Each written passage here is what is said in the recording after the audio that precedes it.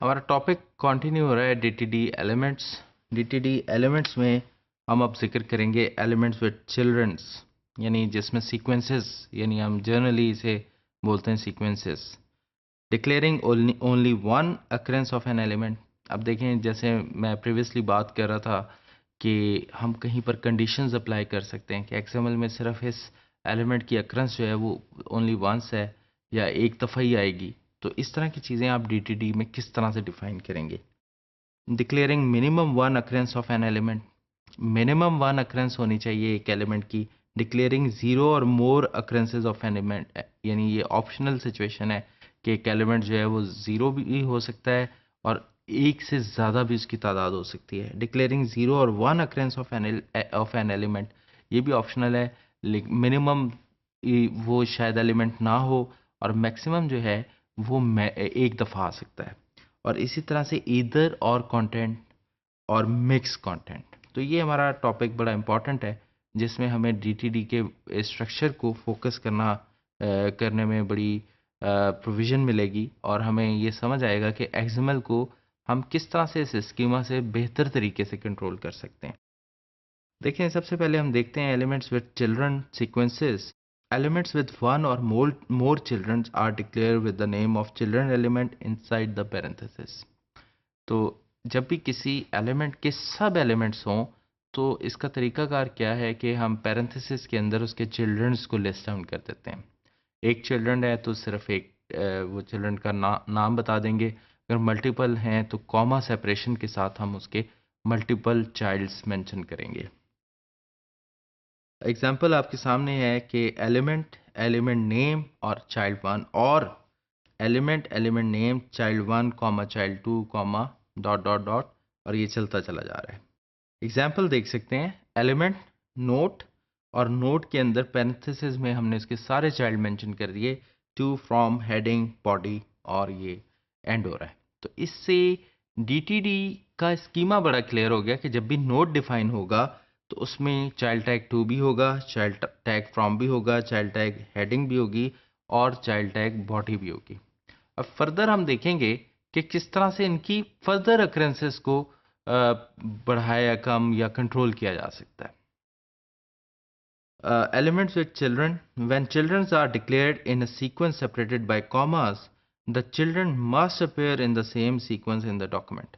तो जब आप चिल्ड्रंस की तादाद बता रहे हैं या चिल्ड्रंस टैग्स बता रहे हैं, तो जिस सीक्वेंस से आप डीटीडी में सेमी कॉलन या कॉमा सेपरेटेड बता रहे हैं, तो इनफैक्ट उसी तरह से इन्हें एक्सएमएल फाइल में अपेयर होना चाहिए। अगर उनका ऑर्डर एक्सएमएल फाइल में फ़र्क हुआ और डीटीडी में फ़र्क हुआ तो ये एक एरर वाली सिचुएशन हो जाएगी आपके लिए।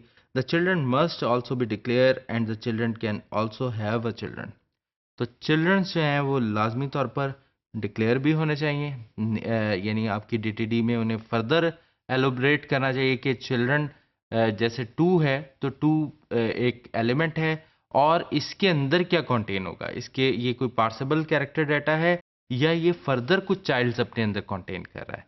तो ये भी फर्दर डिक्लेयर होना चाहिए, यानी रूट एलिमेंट को डिक्लेयर करके आप डीटीडी ख़त्म नहीं कर सकते, बल्कि उसके अंदर मेंशन हर चाइल्ड को आपको फर्दर एक्सप्लेन करना पड़ेगा कि वो इनफैक्ट क्या चीज़ है और उसके अंदर क्या किस तरह की इंफॉर्मेशन आएगी। वो कोई सब एलिमेंट्स की तरफ जा रहा है या सिर्फ वो एक टेक्स्ट डाटा ही है।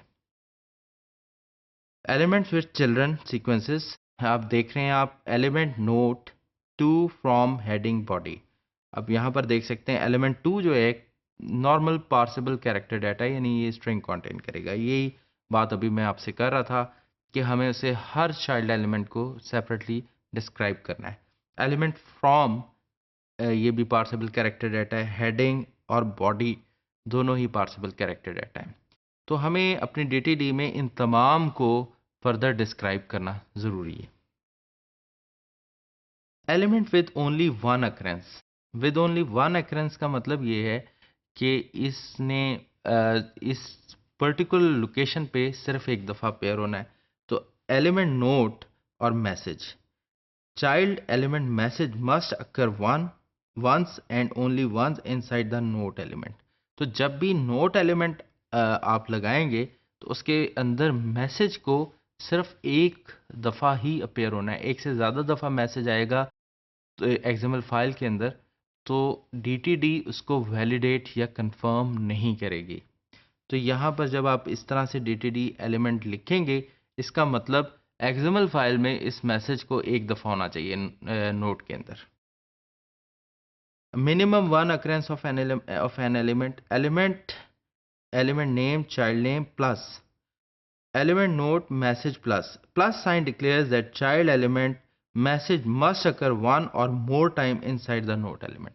For instance, आपको लगता है कि नोट एलिमेंट में मैसेज को मल्टीपल टाइम आना चाहिए, तो वहां पर आप मैसेज के साथ प्लस का सिंबल ऐड करेंगे। प्लस का सिंबल जो है ये मिनिमम 0, मिनिमम 1 और मैक्सिमम मैनी टाइम्स को रिप्रेजेंट कर रहा है। इसका मतलब ये हुआ कि नोट के अंदर मिनिमम एक मैसेज आ सकता है या बहुत ज़्यादा मैसेज आ सकते हैं। बहुत ज़्यादा का मतलब कोई वैल्यू फिक्स नहीं है, रेफर नहीं कर रहे हैं हम फिक्स। इसका मतलब है कि बहुत बड़ी तादाद भी हो सकती है। ज़ीरो और मोर अक्रेंसेस, ज़ीरो का मतलब है कि अगर ये एलिमेंट ना हो तो भी डीटीडी को कोई इशू नहीं होना चाहिए, अगर ये हो तो भी कोई इशू नहीं होना चाहिए, और ये अगर मैनी टाइम हो तो भी कोई इशू नहीं होना चाहिए। तो इसका सिंटेक्स क्या है? एलिमेंट नेम, चाइल्ड नेम के बाद स्टैरिक, और ये आप एग्जांपल देख सकते हैं। Static sign declares that child element message can occur 0 or more time inside the node. तो ये एक ऑप्शनल चीज़ है कि नोट के अंदर मैसेज जो है ये एक ऑप्शनल है। ना हो तो भी नोट को कोई इशू नहीं है, हो तो भी कोई इशू नहीं है, मल्टीपल टाइम हो तो भी कोई इशू नहीं है। तो स्टैटिक एक बहुत वाइड सी सिचुएशन को बता रहा है, एक्सप्लेन कर रहा है। 0 और 1 अक्रेंस, अब आप यहाँ पर फर्दर कंट्रोल कर रहे हैं कि एक चीज़ या तो होगी तो मैक्सिमम एक दफ़ा होगी, और अगर नहीं होगी तो भी कोई इशू नहीं है, लेकिन मल्टीपल टाइम नहीं हो सकती। तो इसका तरीकाकार क्या है? एलिमेंट नेम, चाइल्ड नेम के आगे क्वेश्चन मार्क। एग्जाम्पल आप देख सकते हैं, question mark science declares that child element message can occur 0 और 1 time inside the node, minimum 0 और मैक्सिमम 1। तो ये आप देख सकते हैं कि हम किस तरह से डीटीडी के ज़रिए एक्सएमएल को कंट्रोल कर सकते हैं, उसकी पूरी ग्रामर हम कंट्रोल कर सकते हैं। अब अगर कोई एक्सएमएल लिखता है जो इस डीटीडी को कंफर्म नहीं करती, तो वो एक्सएमएल वैलिड नहीं रहेगी। इसका मतलब जब भी किसी प्रोग्रामर को यानी एक्सएमएल जनरेट करनी है हमारे लिए, और किसी दूसरे प्रोग्रामर को उस एक्सएमएल फाइल को रीड करना है, तो अगर हम डीटीडी दोनों के साथ शेयर कर दें, तो वो डीटीडी दोनों के लिए ये इनफ इंफॉर्मेशन कंटेन कर रही है कि एक्सएमएल जनरेट क्या करनी है और एक्सएमएल को रीड क्या करना है। और अगर दोनों ने उस स्टैंडर्ड को सही फॉलो किया हुआ है, तो वो सॉफ्टवेयर इंडिपेंडेंटली उस एक्सएमएल को, दोनों के सॉफ्टवेयर, एक सॉफ्टवेयर सही एक्सएमएल जनरेट करेगा और दूसरा सॉफ्टवेयर सही एक्सएमएल को रीड कर लेगा, और दोनों एक्सएमएल या वो जो एक्सएमएल जनरेट हो रही है वो वैलिड और कंफर्म भी होगी। इसी तरह से डिक्लेयरिंग ईदर और content, element node to from header message, और ये पाइप साइन है बॉडी। इसका मतलब है declare that note element must contain to element, from element, header element and either a message और बॉडी। तो मैसेज और बॉडी में सिलेक्शन आ गई कि आइदर मैसेज और आइदर बॉडी, बट बाकी तीनों जो हैं उनका लाजमी होना ज़रूरी है। तो ये इस तरह की सिचुएशन आ गई कि आपके सामने सिचुएशन है कि इन दो टैग्स में से कोई एक पॉसिबल होगा, दोनों नहीं हो सकते। बाकी तीन जो हैं वो ठीक है, वो लाजमी होने चाहिए, लेकिन मैसेज अपेयर होगा या बॉडी होगी, इनमें सिलेक्शन है।